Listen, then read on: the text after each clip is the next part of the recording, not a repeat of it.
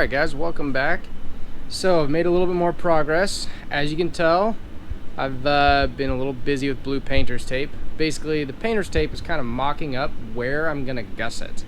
So as you can see, like there's one gusset right there that I have, but I want to put like a flat plate gusset here because I can't do a taco gusset because the fuel tank is too close. You know, same thing here, etc. But we'll go through all that later. So what I want to show you is we got some serious cracking going on down around the oh my gosh, carrier bearing. So if you look in here closely, you can kind of see at the tip of my finger that dark line. That is a crack, and it goes down all the way around and starts coming back up on this other side. The other side's super cracked too. So let's go down there and let's take a look.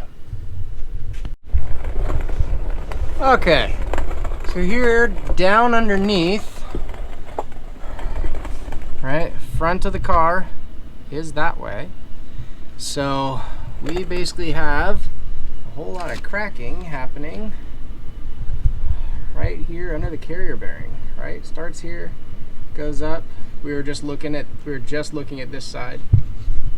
At this side right over here we were, right? And it's on this side too. Comes down, you know, and starts going up on the other side. So that means I get to do the task that I was really not wanting to do, which is remove the floorboards. So I did already get a jump start on those. I did cheat a little bit. So for the next guy who's wanting to do this and not wanting to like take everything apart, because I'm really trying hard to not do that. Like, my biggest thing is I do not want to have to undo all the wiring, the coolant lines, and blah blah blah. Like, I want to leave that whole center console alone. So what I did is I cut along here. So as you can see, I left this rivet intact, right? This is the passenger side that we're looking at. So this rivet is still holding this, you know, center structure on. Right, so as you can see, the line that I cut, right, and then up here, right, I cut right here and I go straight forward. The reason why is I'm going to take probably a piece of steel, you know, stainless or aluminum, you know, a couple inches wide. I'm going to basically put a band that's going to go over the top of this the whole way, right, and then I can just put a couple bolts in it just to hold it, you know. Same thing right here. I'm going to put a little piece right there, right, that will hold it, and then also I'm gonna put, you know, just because I drilled out all the rivets, right? So now I gotta do riv nuts. I'm gonna put a riv nut right there. So that way it will hold it. And then obviously, you know, we'll do riv nuts, you know, in the factory spots. So that allows us to take out this floor pan. So hold on real quick and I will take that floor pan out. Oh, but first let's go look at the driver's side. So the driver's side, again, I also, you know, cheated a little bit, already drilled that out. So this one is super easy, right? You just have these three in the back. You got that one right up there, one right there, one right there, and then there's one right at the tip of my finger, right? And then the driver's side floor pan comes out. So, okay, now that the floor pans are out, next thing I want to do is I'd want to remove the both upper and lower control arms. One, so I can go through them and stuff like that for the race. But also, I want to get rid of, I already started drilling these out. I want to get rid of all these rivets that hold this on here, and I want to convert it to riv nuts. So that way, you know, I can take the upper control arms on and off. It'll make life a lot easier as far as, you know, replacing bushings and stuff like that goes. So yeah, that, and also I want to see how hard it is to take these off, you know, one at a time independently. Because right now I have to take the bottom two, like the bottom control arms, they have to go on and off at the same time. So I'm going to try to convert that and hopefully, you know, hopefully change that. So we're going to work on getting basically both corners taken off of it the rest of the way. That way we can, you know, work on figuring out how that whole front gusset system is going to work. Okay, party's still raging on. So we have the riv nuts all you know, tack welded in there, all 6 bazillion of them. You know, have not done underneath yet, and eventually we still have to pull off that back firewall. But not gonna lie, I feel a little overwhelmed with how much this thing is already torn apart. So I'm like, okay, let's get it so that I can put it back together. You know, I'm not gonna, but it'll make me feel better if I could put it back together. So now everything could be bolted back together if I wanted it to be.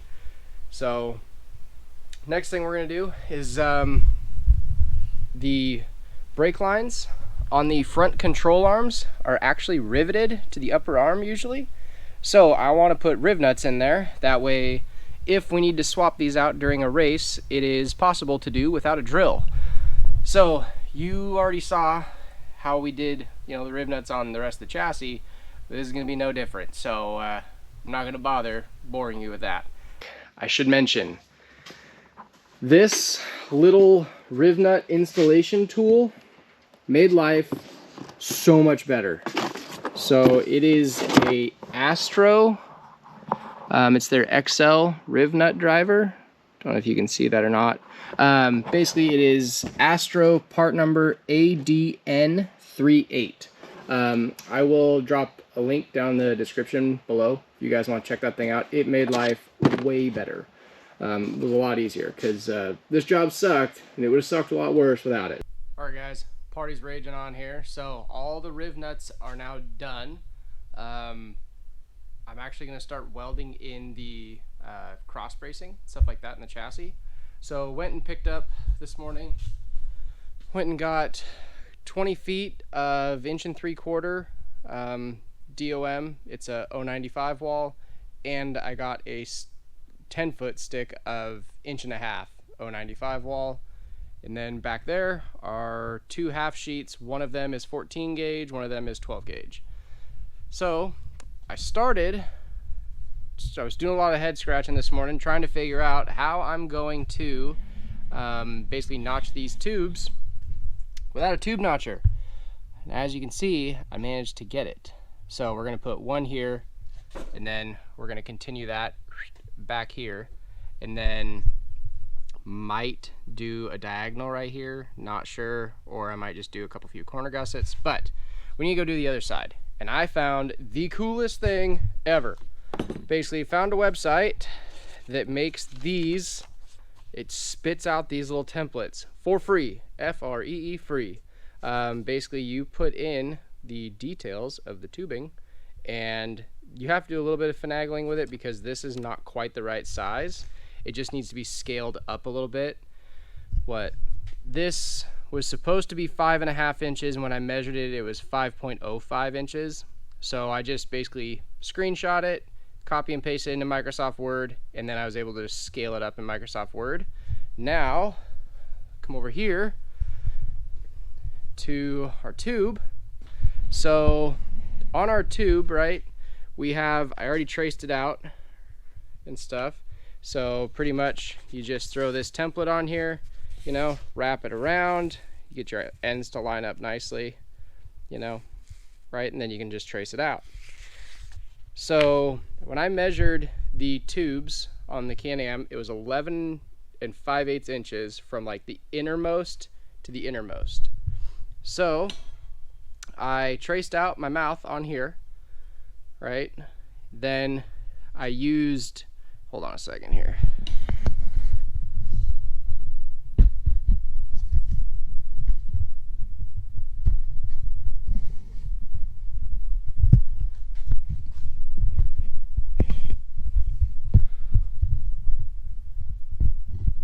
Okay, so I traced out our mouth on here. Then I used just a piece of just aluminum, you know, angle iron that I had laying around, basically because it will help make a nice straight line, right? Because you want to make sure that, at least for me, because both tubes that I'm going to be going off of are parallel, right? So I want to make sure they're not clocked different, right? So I want to make sure that both of my end notches are lined up. So you just basically use that, right? Make yourself a nice straight line along there, and then use this to measure that out. And then, so from throat to throat, it was going to be 11 5/8. So I then threw the tape measure on here and went from that throat to down here, and I measured out 11 5/8. I made myself a mark. So now I'm going to throw my template back on here, line it up with my throat mark again, right, at 11 5/8. And then make sure that, you know, my two ends are lined up nicely. Booyah. Now we'll just trace them out. And then, as you can see, I don't have a tube notcher, but I do have a portaband and I do have grinders. So we're gonna make that work. That's the method to our madness today. So I was not actually gonna film this, but the website that I found is so stinking cool. I was like, yeah, somebody else out there is gonna find this super helpful. Okay, so there's our two fish mouths drawn out. Just gonna double check really quick that from mouth to mouth it's 11 5/8. So just because it's easier to read, I'm gonna go from 10, and that will be it. All right, I'm gonna cut these and then clean them up with the grinder. So 10 minutes and 43 seconds, 44 seconds. Not bad. See how it fits. All right, so I noticed that there was one little section of my pipe that I had left probably 1/8 of an inch extra material on there, so I just ground it down to the line. So let's see how she fits. Definitely a little snug. May have to use a grinder a little more. There it is. Whoops, never mind all the rest of them that fell. But fits super good. Here, let's give you guys a close-up.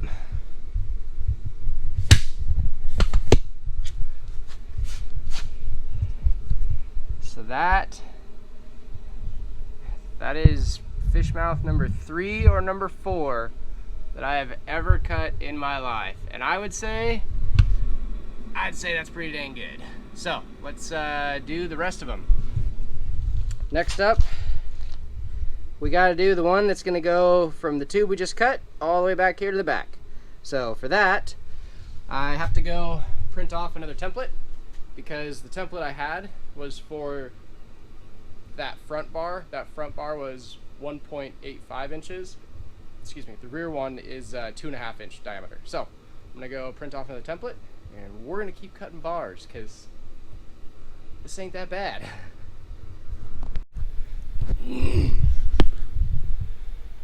Okay, little update. So I think I finally have the passenger side all, I'm gonna say, done. What I really mean is I've got all the gussets and everything else cut out that I want and tacked in, right? So I had to cut out, there was one here, like a little baby one, cut that out, put in a better one.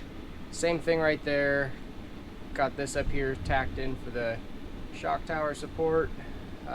Another one supporting the shock tower, right? Supporting the front diff. This diagonal tube just to make sure, to help with structural rigidity and everything else.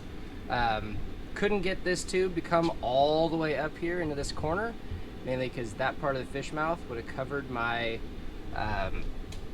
the riv nut right there, and it would have been a royal pain in the butt to weld up here at the top. So make sure when you're doing this, you have a plan for how you're going to weld all of it.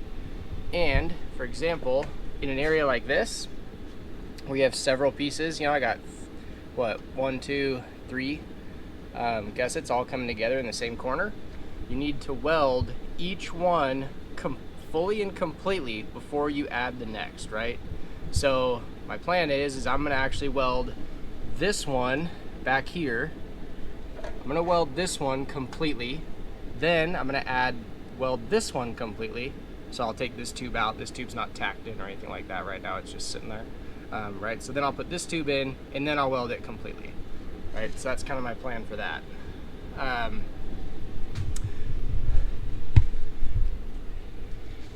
Oh, we did end up having to pull the gas tank That was super easy though. It was just 2 straps. Bolt came up through here, bolt came up through there, you know, just belly strapped it. It was a lot easier. It made all the gas tank thing was because of this front gusset right here. That's why I had to pull the gas tank out, was so that I could weld right here. I had a plan, albeit it was a sketchy plan, but removing the gas tank did not take that long. So I also installed the gusset. Get that wire out of the way for the sending unit. So I also have a gusset for right here, right, to help strengthen the, again, shock tower a little bit more. You know, got a triangle right there to help the floor. And then adding these 2 tubes, and I'm adding this triangle gusset. This is boxed. That triangle gusset is boxed. That's boxed. That's boxed. Okay, moving back a little bit more, right? Have that tube.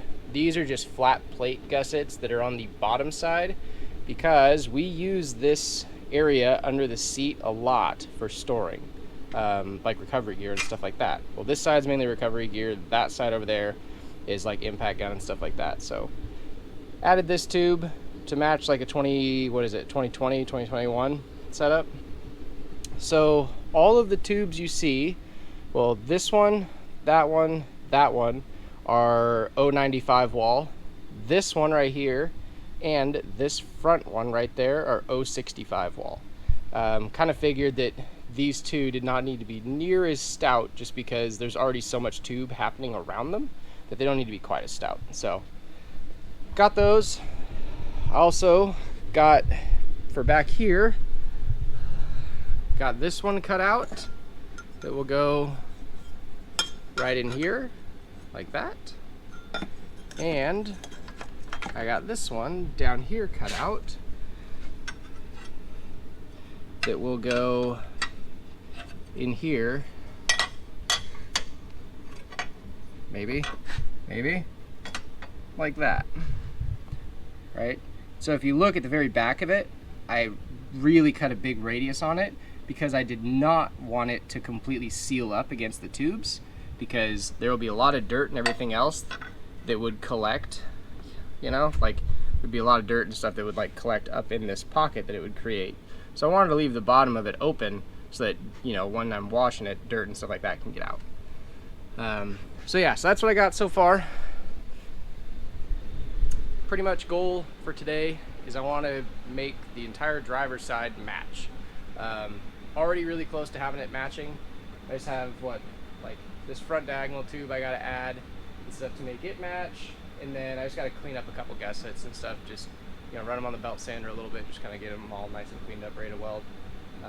And then also I need to knock all the powder coat off on the driver's side as well, to make it easier to weld. Not easier, but make it so you can actually weld it. So then at that point, I think everything from like the rear firewall forward is ready to weld in. So unfortunately, still have to pull that rear firewall out, because I need to weld up all kinds of stuff back there. So that'll be later though. Not gonna lie, you definitely feel a little overwhelmed during this project. That's why I'm kind of like breaking it up a little bit. I'm just trying to finish like the driver's compartment forward, get that stuff done so that I could put it back together. Then I will do the back part of it. So literally just having to like take it one gusset at a time, because yeah, things are a little torn apart, a little more than I thought they would be. Let me say it differently. It's definitely more than I wanted it to be. I was hoping I wouldn't have to tear it apart this much, but you know, here we are. So yeah, so notching the tubes has been working out well, stuff with that, you know, the Gusseting website and stuff, you know, for getting like the fish mouth angles and everything else. It's been working out super good. So yeah, I'm gonna keep on keeping on. I got all my tubes made on this side. Now what I do, and what I have been doing, is go through and kind of like mark out the perimeter of each gusset and stuff. That way you know kind of like where the weld lines will be. And now I'm just gonna take a grinder with a wire wheel and go around every single, you know, every single point where I'm gonna be welding. You know, gotta I'll have to cut this gusset out, and I have to cut this one out because I got bigger ones that are gonna go in there. But yeah, so just basically gotta start doing a whole crap ton of grinding. So, and then after that, I can get all the tubes mocked in place. So, but well, actually, first, I think it took a couple hours or so, like a couple hours, you know, per side, right, to do, you know, with a wire wheel. Ended up having to use a die grinder with some sanding rolls on it for a couple little things, you know, like what, had to do that for, like, you know, down in this area and stuff. And then also, I don't know if you can see it or not, but all the way over there on that far side, could not get a grinder in there. Could have if I would have cut that plastic out the rest of the way, but that plastic is part of what supports the driver's inside kick panel. So I did not want to cut that off. I did cut the passenger side version of that off. I don't know why the hood piece is laying there. But like I said, I did cut that little piece off right there just because not mission critical at all, and it will make welding that up a heck of a lot easier. So yeah, overall, definitely pretty happy with my progress and everything else. This has been probably a solid week. Like a weekend, a solid week, a weekend. Right now it's Sunday. Yeah, so 10 days-ish or so. And on the weekends, I try to work on it for 8 hours or so a day. Usually doesn't always happen. Today is only gonna be 4 hours because I was editing a video this morning, and then going to dinner with my parents and stuff. Then during the work week, a couple hours here and there in the evenings. So, you know, just kind of, if you're looking to tackle, you know, this same kind of project and stuff, I just want you to know real world, like what it is. You know, it's like these guys that this is all they do all day, every day. Well, that's great, but that doesn't work for all of us. So yeah. And then one thing I did find, which is pretty sweet, got a leaking radiator. So this thing has been parked inside now for the better part of 2 weeks. So that's not water from, you know, being washed. So yeah, so I get to address that. So, but next, like I said, I just got to make templates for everything. That way I can recreate it all and stuff like that. Then I need to check and see when my TMW gussets are going to get here for this back, you know, this back corner right here. Those should be here soon.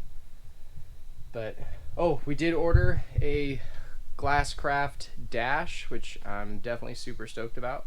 So that'll be here, which is going to be nice because I am out of room for gauges. And when you have the belt temp gauge up here, right, this plastic dash, like gauge bezel, gauge cluster, is mounted by 2 screws, one on each side of the column underneath, and they just go into plastic, right? Well, when you're going through a whoop section without anything mounted to it, it does okay. Then when you mount the belt temp gauge to it, it starts to rattle around a little bit more. Then when you mount this to it, then it starts to really shake and rattle and everything else. So that, and then I've had switches underneath the dash now for a little while because I am way out of switch room. And with adding the oil cooler and stuff like that, on the passenger side, I want to add a water temp gauge, oil pressure, and oil temp gauge too. So going to be getting those ordered up here soon. That way I can keep an eye on the temperatures of this thing a little bit better because currently she does not stay very cool. So one thing I did do is I did, you know, finish this up, did get this mounted, so just need to peel off the blue tape and stuff. So that is, because before this was just being held on by zip ties, and now at least it's, you know, held up there properly with some billet clamps and stuff. So yeah, so we're getting there. This coming week, kind of hoping to get the, you know, get basically all the tubes tack welded in and stuff like that. And then I need to test fit like the front firewall pieces. So the pieces that go right up here and stuff, you know, what, the inside one, and I need the outside one too. Just got to make sure that my diagonal tube that goes here